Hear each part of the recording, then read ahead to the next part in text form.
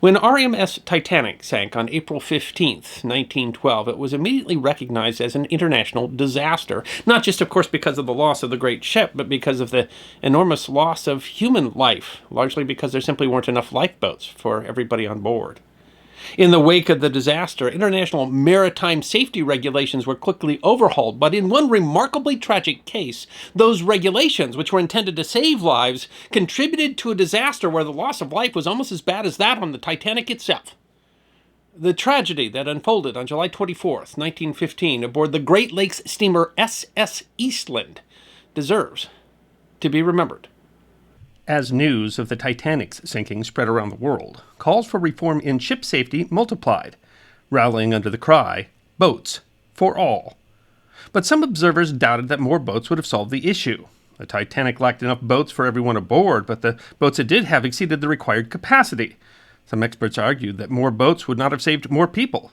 Sir Westcott Abel argued that only so much of the deck could be used to launch boats, and that preparing more boats on limited launches would take too long to matter.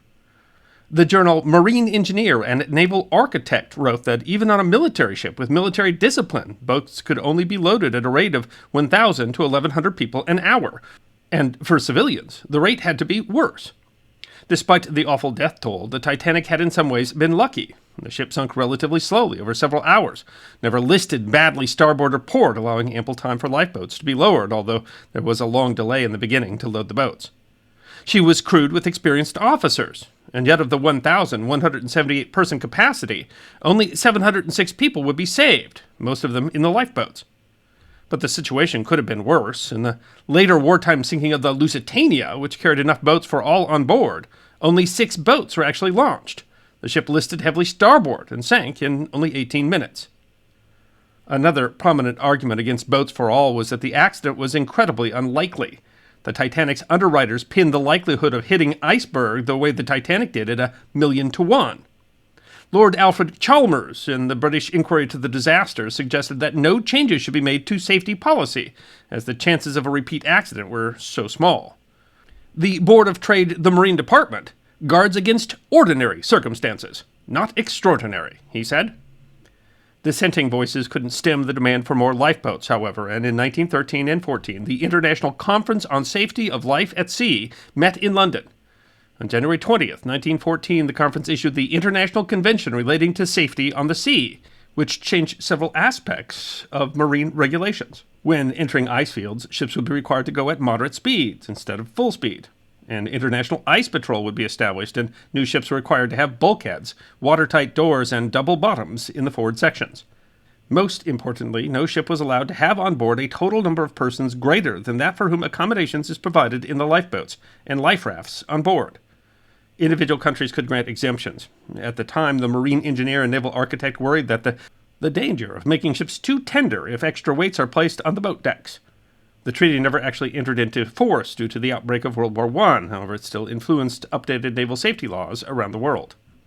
In the United States, Senate Bill 136, which required more crew and lifeboats, passed despite the objections of American steamer companies. The 4 largest excursion lines out of Detroit complained that their ships were so light that they could only carry small boats and rafts, and that they would have to hire so many men to man the boats that they would be put out of business.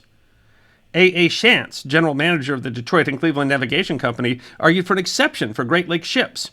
We have shallow water to contend with on the lakes and in the harbors, therefore we have boats of a shallow draft.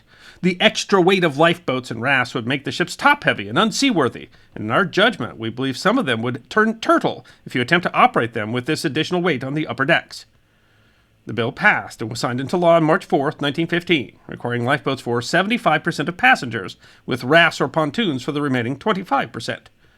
Until September 15, 1915, Great Lakes ships were given an exemption and required to have boats for only 40% of passengers, with the remainder in collapsibles or rafts. In 1903, the Michigan Steamship Company had a new ship built as an opposition boat to upset the established operator between Chicago and South Haven, Michigan, which was the only passenger line between the two cities. Initially, the owners planned to name her South Haven. However, a competing line beat them to it, and so a contest was held, and the name Eastland was chosen. The Eastland was originally designed to provide overnight service and was equipped with sleeping cabins and to carry fruit. It would have to sail in waters as shallow as 12 feet and had extremely low gangways. could list only slightly before water would pour on decks through doors that were usually left open and were insufficiently watertight. The Eastland was launched at 2:30 p.m. on May 6, 1903. Initially, she was considered remarkably stable. She was also equipped with ballast tanks, which could be filled and emptied rapidly to deal with the shallow waters or rivers. In 1904, the ship was revised to make her faster, with the addition of an air conditioning system and repositioned machinery. This began the Eastland's main issue. She was top-heavy. In general, she had the most trouble during loading and unloading, a problem exacerbated by the ship's engineers' habit of adding water to the ballast tanks opposite the wharf, in an attempt to compensate for passengers congregating to wave to their friends. This creates what is called a free surface effect, where liquid in partially filled tanks sloshes in a manner that fights the ship's tightening effect. According to the book Eastland, Legacy of the Titanic, the Eastland was said to behave like a bicycle, being unstable when loading or unloading, but stable when underway. On July 17, 1904, a particularly warm day, many passengers, estimated around 1,200, were on the top deck when, after 5 minutes of sail, the ship began to list. Attempting to solve the problem using the ballast tanks, the ship began listing the other way, as much as 25 degrees. Water poured into the gangways, flooding the main deck with 18 inches of water. Passengers were ordered below deck, and after a half hour, the ship was righted. The Eastland consequently earned a frightening reputation with passengers, and the company would ban passengers from the upper deck in 1905. A second incident occurred in 1906 in the Chicago River as the Eastland approached her berth, although it was quickly righted. Her licensed capacity was reduced to 2,400 passengers due to the incident. She was sold multiple times and sailed in Lake Erie for several years. Numerous incidents of listing were reported during her time there, and in 1910 the owners offered $5,000 to anyone who could prove that the Eastland was unsafe, claiming that the rumors that she was dangerous were spread by competing companies. She returned to Lake Michigan in 1914. In 1914, the Eastland was chartered for an annual picnic for employees of the Western Electric Company. Use of the ship was successful enough that she was rechartered for the picnic in 1915. Between 1914 and 1915, considerable weight was added to the ship's upper deck in the form of replacing wooden decks with concrete. Professor George Hilton estimates that the concrete added between 30 and 57 tons, which only added to the ship's top heaviness. The 1915 picnic was heavily advertised, and tickets were sold by a company foreman. Some workers complained they feared that they would be fired if they didn't buy a ticket. At the same time, the St. Joseph Chicago Steamship Company, which owned the Eastland, sought to raise the ship's capacity. The ship had been doing poor business, and the new Safety Act passed after the Titanic, which would not take effect until after the fall, threatened to reduce the capacity to as low as 1,028 people. Even under the current restrictions, the only way they could increase capacity was to increase the number of lifeboats aboard. 3 lifeboats and 6 life rafts were brought on board the ship, but none of the men involved admitted to considering the risk the extra top weight would add to the already unstable ship. The ship had originally been designed for only 6 lifeboats and now held 11, along with 37 life rafts, largely thanks to the new regulations. Changes were completed by July 2, 1915. The ship was issued a certificate approving a license capacity of 2,570 people, including crew. No tests were done with the new equipment to ascertain its stability. The chief engineer, Joseph Erickson, was not apparently informed of the changes, not of the increased weight from the new equipment, nor of the increased capacity. The ship was frightening enough that a law student quit his job on the ship out of fear for the ship's stability on July 20th. A watchman had quit for similar reasons a few days earlier. The ship continued to run for 3 weeks before the picnic, but with much less than full loads. The morning of July 24th was warm and drizzly as Captain Harry Peterson prepared for the day. The ship had coaled the night before and was preparing for a 7:30 a.m. departure.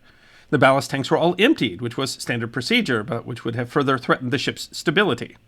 5,000 people had already shown up for the picnic, and the Eastland was to be the first ship to depart. They started loading at 6:40. According to the Red Cross, about 57% of the passengers were Western Electric employees, and 56% were women.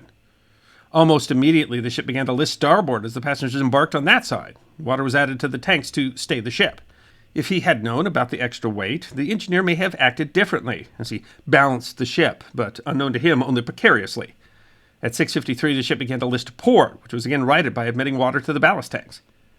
By 7 a.m., the tug Kenosha was in place to take the ship out to the lake. Reports differ, but at least 1,000 people had boarded by that time. At 7:10, the harbor master arrived to watch the ship. He noted that passengers were then being turned away to board the next ship, and that the Eastland was listing slightly to port. The engineer began pumping water out of the port tanks. Because of the rain, most of the passengers remained below deck. By 7:15, 2 employees across the river saw the ship listing badly to port. At 7:16, Erickson attempted to fill the starboard tanks, which for an unknown reason didn't work. One expert testified later that even if the water could have been admitted to the tanks, the ship was likely already doomed and should have been evacuated. The ship may have briefly reached an almost even keel a few minutes later, encouraging Captain Peterson and others that the trouble was over. By 7:20, the ship was listing to port again, and water was pouring onto the deck from a scupper. Erickson turned off the engine. According to an observer, the crowd on deck swarmed over to the starboard side, but it was too late. A girl shouted, "The water is coming in!" Peterson and Erickson ran up standby to prepare for departure at 7:24 or 7:25. One observer concluded that the ship was listing 25 degrees and recognized that the ship was about to go over.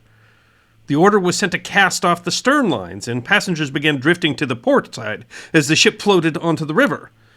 By 7:27, the listing had grown so bad that stokers and oilers in the boiler room left their posts to reach the top deck. The Eastland continued to list badly. Musicians played ragtime and braced themselves below deck. According to one survivor, the listing became a joke. After it had rolled from side to side several times, the boys and girls began to make fun of it. When it would go over first one side and then on the other, they would laugh and shout, "All together, hey!" At 7:28, the list reached 45 degrees. Dishes began falling out of the racks, and a scene of wild excitement followed. The piano slid from its place, crushing two women as it hit the port wall. A refrigerator toppled and pinned another. Water began to pour through open portals. Passengers rushed the stairs, where many were trapped in their panic, unable to get to higher decks. Peterson finally realized that the situation was hopeless and called, "For God's sake, open up your gangway!" And some passengers and crew jumped from the starboard side of the ship, which only quickened the Eastland's roll to port. She went under in less than 2 minutes. The traffic policeman reported she just turned over like an egg in the water and made no splash. Another said the ship slowly turned over on its side as though it were a whale going to take a nap. The ship lay on her side, the bow about 2 feet above the surface, while the stern was underwater. The tug Kenosha quickly maneuvered between the wreck and the wharf to help people fleeing the ship reach the shore. There had been no time to even think about launching any of the Eastland's lifeboats. Peterson, attempting to escape the wreck, hit his head, which he later reported put him out of his head in the immediate aftermath. Erickson remained at his post in the engine room until the water came up to his neck, and then managed to escape through a porthole. Even before she went under, rescue efforts began. The fire department was called by 7:29. The Coast Guard estimated that its men arrived within 10 minutes of the sinking. Several nurses hired for the picnic were on hand immediately. Helen Ripa reported that people were struggling in the water, clustered so thickly that they literally covered the surface of the river. A few were swimming, the rest were floundering about, grabbing each other down or screaming. The screaming was the most horrible of all. A fireboat 2 blocks up approached the ship only slowly, according to its captain, because the river was too clogged with people. Firemen immediately went aboard the ship, but the police were later accused of hesitating in the fear of a boiler explosion. The local produce market began tossing crates into the river for survivors to hang on to. One Sherwood Maddox found a flat-bottomed boat and pulled 7 passengers out of the water. Another man, Charles Klein, jumped into the river, pulling 16 people to safety. He then attempted to pull a woman through a porthole, but she couldn't fit, and she fell back in and drowned. Others jumped in immediately to save survivors as well. One unidentified man who had been considering suicide near the river instead jumped in the water to pull people to safety. The nearby passenger ships launched their own lifeboats. Other boats rushed to the stricken Eastland, and by 8 o'clock most of the survivors had been pulled from the river. Holes were cut in the hull, but most of the passengers were either drowned quickly or escaped in the initial moments. Some crew were able to struggle through parts of the ship to the starboard side thanks to their knowledge of the ship. Hundreds of bodies were kept in makeshift morgues to be identified, primarily at the nearby armory. The Red Cross report later said that the heart-rending scenes of the armory had better be left undescribed.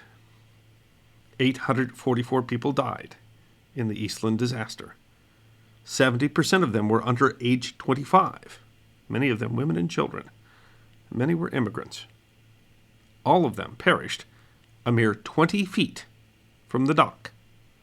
July 28th saw so many funerals in Chicago that there were not enough hearses, and trucks had to be provided. Of course, the disaster was only the opening scene in the argument over who was at fault. Within 3 days, 7 inquiries were underway. The Cook County attorney soon said that the United States Steamboat Inspection Service is directly responsible for this disaster. Both Peterson and Erickson were arrested. It would take 24 years for litigation regarding the disaster to be resolved. Erickson, who died during proceedings, would eventually take much of the blame for mismanaging the ballast tanks. Ultimately, Peterson and the company, despite evidence of negligence, all escaped legal blame. The lives lost in the Eastland disaster represent the greatest loss of life from a single ship in the history of the Great Lakes. Yet, despite the scope of the disaster, it is relatively forgotten, especially against the collective memory of the Titanic. In 1989, a memorial was erected near the site of the accident. In a strange twist, SS Eastland was raised and sold to the Illinois Naval Reserve and commissioned as the USS Wilmot. USS Wilmot served as a training ship on the Great Lakes for decades. She was used to train thousands of sailors in both world wars, especially training naval armed guard crews who served deck guns aboard armed merchant vessels. In August 1943, President Roosevelt and members of the Joint Chiefs took a 10-day cruise on Wilmot to plan war strategy. In 1945, after the end of the war, she was decommissioned and stricken from the rolls and scrapped in 1947. It is a supreme irony that the changes intended to save lives that were made in the wake of the disaster aboard RMS Titanic contributed to the disaster aboard SS Eastland. The weight of all those newly required lifeboats on the upper decks added to the ship's instability, although, of course, the owners could have chosen to reduce the passenger capacity rather than to add the lifeboats. Still, the disaster might have been avoided if the ship's chief engineer, Erickson, had been made aware of all these changes that affected the ship's stability. I hope you enjoyed watching this episode of The History Guy, and if you did, please feel free to like and subscribe and share The History Guy with your friends. And if you also believe that history deserves to be remembered, then you can support The History Guy as a member on YouTube, a supporter on our community at Locals, or as a patron on Patreon. You can also check out our great merchandise shop or book a special message from The History Guy on Cameo.